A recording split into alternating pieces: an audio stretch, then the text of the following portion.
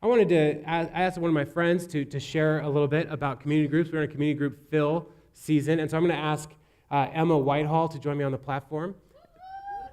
Yeah, woo, Emma. All right, you did it. You got up the stairs.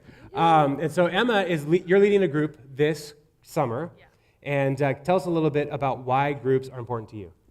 I think for me, it's about prayer and about having people that I can relate to and pray with.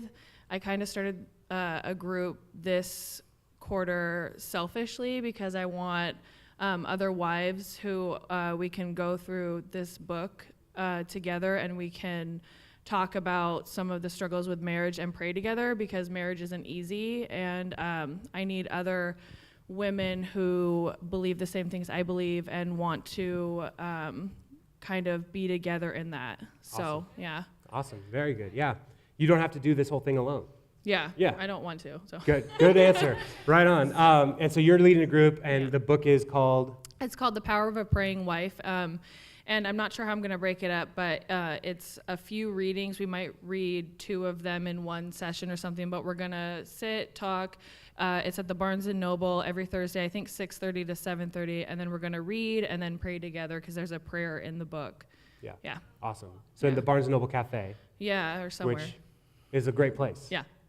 I had the privilege of walking with Emma and Kenny through their pre-marriage counseling, and that's where we met. Mm-hmm. They've cried there, and you can too. Mm-hmm.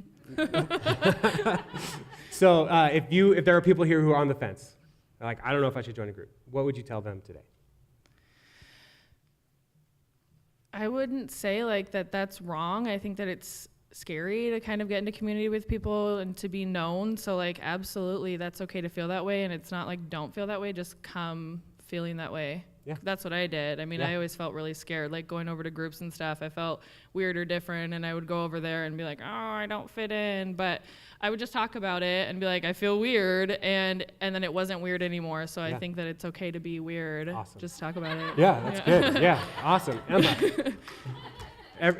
let's do a real quick survey. Who thinks they're weird in here? I do. Okay, Yeah. Good. All right, look around. See? You're all weird, all right? It's okay. Embrace the weird. Yeah. And awesome. Well, thank you.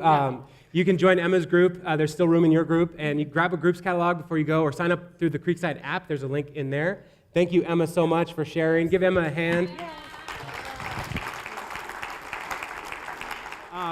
So would you guys tell us a little bit, why are groups important to you? Well, I think that being a Christian is hard. I think that there are temptations and trials and tribulations and life that goes on, and being part of a group, it helps us deal with those. We share life with the rest of our people in kind of a more intimate setting. We get to know the people that are in our group, and it really helps get through things that challenge us every day. Yeah. We love the intimacy of getting to know our fellow congregation, and people that sometimes aren't even that don't even go to our church sometimes will come to our groups. Yeah. There's a connectivity that occurs that you don't get just by coming to church every week. Yeah, great, awesome. Did you want to add anything to that, Deborah? You're good? Okay.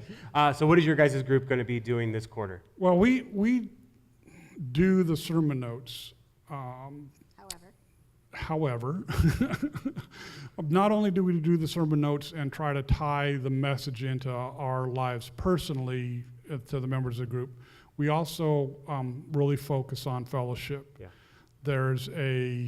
We're really big on being supportive and making an actual connection with the people instead of just going through the notes. Yeah, this is what he said, this is what it means. Hi, have a nice evening, good night. We really focus on...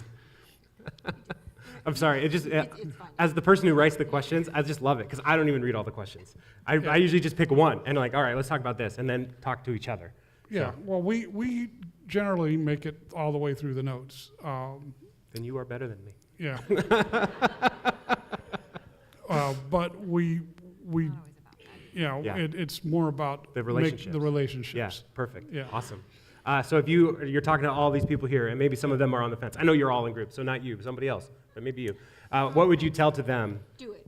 What? Just do it. Just do it. Even if you're uncomfortable, yeah, that's the point, to be uncomfortable and to take that step of the unknown or the unsure.